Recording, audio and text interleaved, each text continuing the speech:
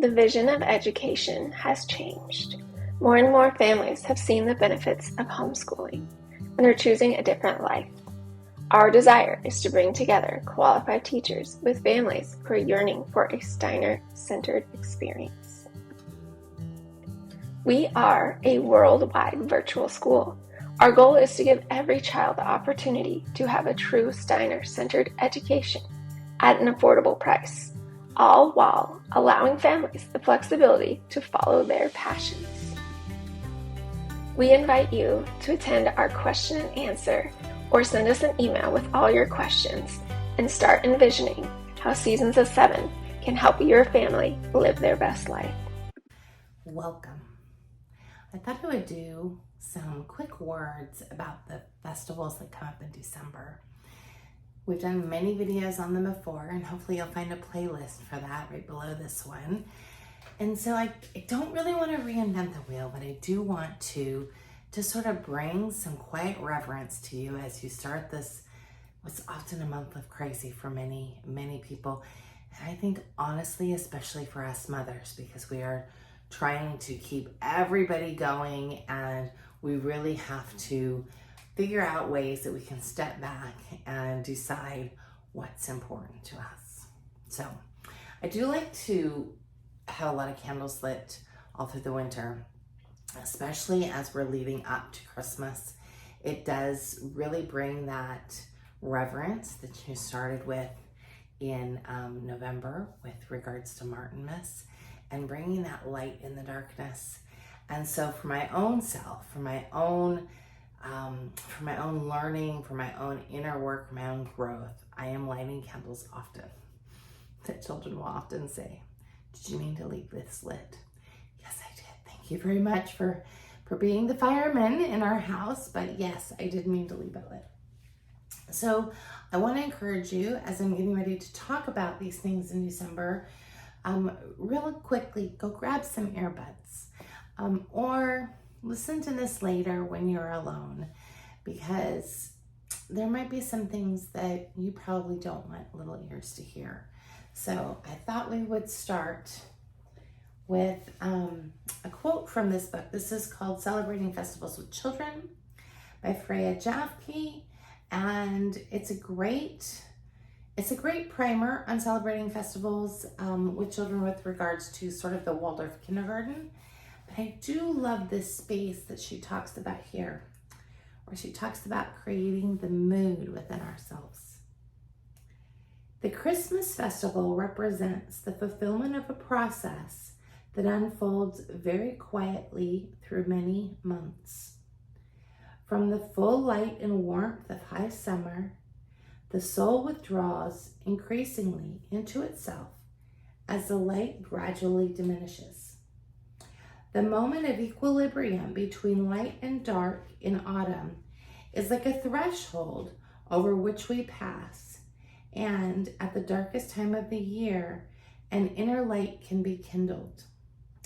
If we are ready to celebrate Christmas, we need to make renewed efforts every year to internalize our outward light and transform it so that it shines out from within us.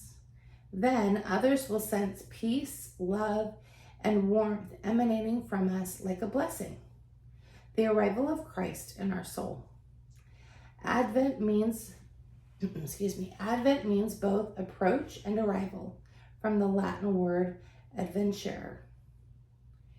This means that we can try again each year as far as we are able to allow the great divine being who committed himself to humanity on earth through the event of Golgotha to approach and arrive in us. So you might be wondering, okay, but what if I'm not a Christian? How do these things apply to me? So definitely, of course, with regards to some of these festivals, especially some of the ones in December, they are very Christian based. But I want to give you sort of also some ideas on how to celebrate them if that's not your path, and just sort of have you not decide that these festivals are not for you because of that. So I thought I would sort of go through a a list of festivals and just sort of talk about them just a little bit. But again, we have other videos where we talk about these more in depth. So please jump into some of those. Also, jump into our video talking about St. Nicholas and the beauty of that. And again, wear headphones. We will talk about that a little bit now, but I just wanted to, again, let you know about those resources. Okay, so let's do a rundown of the events for the month. So we have Advent, and if you're a Christian, that's the 4 Sundays before Easter. Excuse me, not Easter.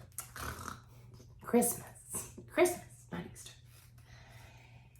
If you are not Christian or pagan and you're celebrating Advent, it's usually the 4 Sundays before the solstice.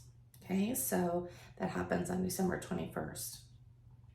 Then we have Hanukkah, and of course that's for our Jewish friends, or you may be celebrating in your home.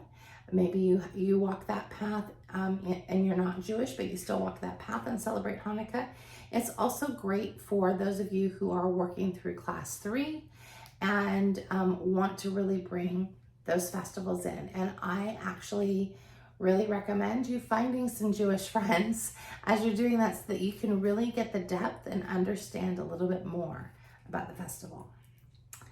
Okay, and then we have St. Nicholas, and that's on December 6th. So St. Nicholas is a festival that is mostly for children, but I definitely, because St. Nicholas has always been my Santa Claus ever since I was a little girl, St. Nicholas is a very, very special place in my heart. And it is not just the gift-giving aspect of it, but the aspect of caring for others and really looking at the needs of children.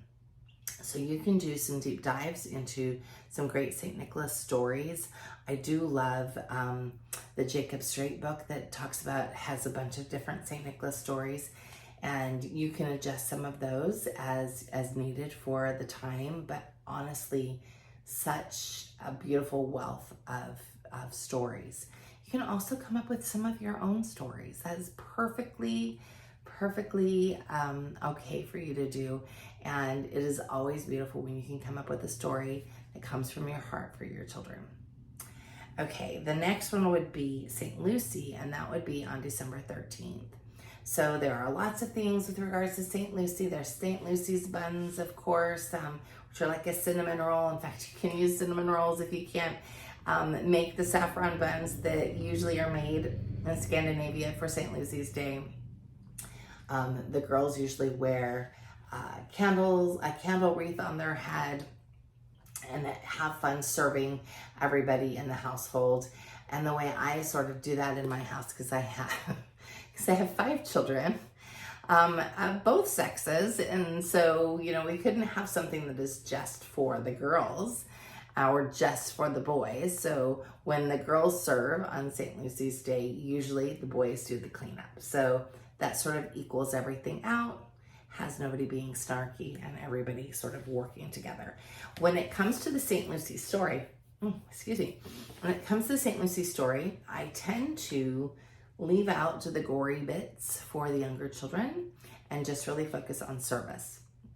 And then we talk about in detail, as they are older for sure, what the stories behind St. Lucy are. And then especially if you have teenagers, that gives you the opportunity to, ask the question. Ask the question, like, if you were faced with that space, like, what would you do?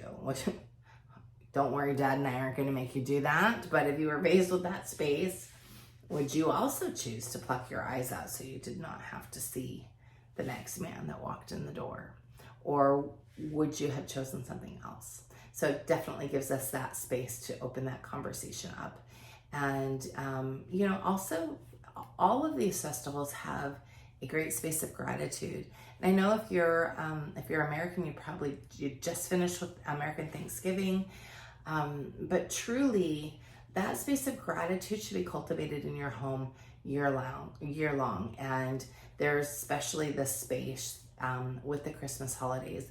We tend to do a lot of things around St. Lucy's that have to do with serving others. So whether that's you're in a space where you and your family can go serve at a soup kitchen on that day, or serve the homeless in some way, and more than just donations.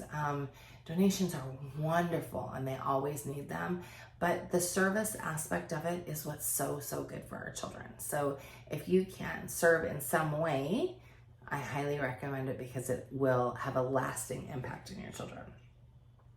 Then of course we have solstice on December 21st, and we have Christmas on December 24th. Now, again, it's going to depend on where you are. If you're celebrating from a non-Christian perspective, you may just be focusing on the winter solstice, and that's completely fine. You should be where you are in your journey. And you should also, if you are somebody who wants to celebrate that and the birth of the Savior, then you should be able to do that too. You should feel comfortable in doing both of those things. So I would highly recommend reading the accounts from Scripture so that you can have a really full feeling within your home of what those things are. And you know, often in a Waldorf, we bring in fun things, and we're doing a build up for this nativity over the weeks of Advent, and it's a really beautiful space. So you know you're going to go through each week and have a focus on something different, with that culmination being the focus on the Christ child. So enjoy this space, enjoy this time, and really take the time too, as a parent, to step back and ask yourself, what does this mean to me? Because really that space of what does it mean to me really will then bring it to your children. If you are just celebrating to celebrate and to, you know, check the box, you're not going to get, first, you're not going to get the beauty and love that comes from the festival, but you're also not going to bring your children the beauty and love that comes from that festival. So you want to have them continually yearning for that space. You know, one of the things that is such a blessing to me is that even my adult children, they know when the festivals are coming, and they'll call on that day, and they'll, just like it's a holiday, and they'll talk about, remember when I made this cape, or remember when we had this sword fight, or remember when we went on this lantern walk and it rained, or all of those things. So it is a beautiful space to sort of seat in their soul so that they continually remember it, and then they take it on from there. I would say the key to calm this month is make a plan. So whether or not you're doing all the festivals or some of the festivals, you know, of course, you probably have situations where you're exchanging gifts with friends, where you're working with family members that are coming, and just the gift lists themselves, or the lists of things that you're making. Sit down and make a plan, like today, because the stress that comes from this time of year will steal your joy, and you don't want that. You really want to be in a space of like looking at all of the resources that you have and really laying out what is it that is important to you and that you want to make sure, so that when you get to the end of the month and you're, sort of looking and reflecting during those holy nights, that you can go, oh, okay, yes, I did everything that I wanted to. And that doesn't mean they're things necessarily, they're things that have to be done or actions that have to be done, but experiences that you wanted to have. So I highly recommend taking the time, like right now, and sit down and write out what your plan is. So do you have a plan for each of these festivals? Do you have friends that you like to exchange gifts with? If not, or if so, then you want to go ahead and message that person right now and ask, when are we going to do that? Because I'm laying out my calendar for the month.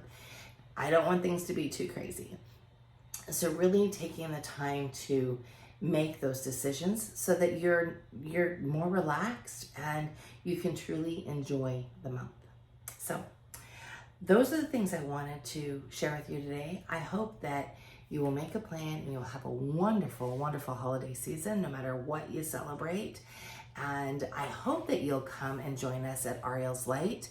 We'll be doing an Auriel's Light talk on these Christmas and Christmas holidays and the winter holidays in December. And we will go deeply into festival meaning, and yes, we'll be talking a little bit about Jesus, but we will be having those conversations. So if you want to join us, please hop on over and sign up to come to the Auriel's Light Call this month. So I hope we will see you there. Have a wonderful, wonderful, wonderful holiday season. Homeschool parents, this is a message for you. As a homeschooler, I know you work hard for us. You have many different things to manage. Our Thinking, Feeling, Willing program is your roadmap to a successful Waldorf homeschool journey. Gain the confidence you need to be the teacher your child wants and transform your homeschool experience. Homeschooling with Waldorf Essentials is one like no other. You not only have curriculum options, you can also add our Thinking, Feeling, Willing program onto your curriculum. What's in the Thinking, Feeling, Willing program? Rhythm, inner work, temperament, the Waldorf curriculum, learning and strengthening your skills in music, circle time, form drawing, handwork, painting, drawing, modeling, festivals, reading, writing, spelling, eurythmy and movement, and our bonus content. Something else you'll get when you join Waldorf Essentials that you will not find anywhere else is the community. And we all need that as homeschoolers. This is your invitation to fill your cup. We know you're rooting for us. We are rooting for you too.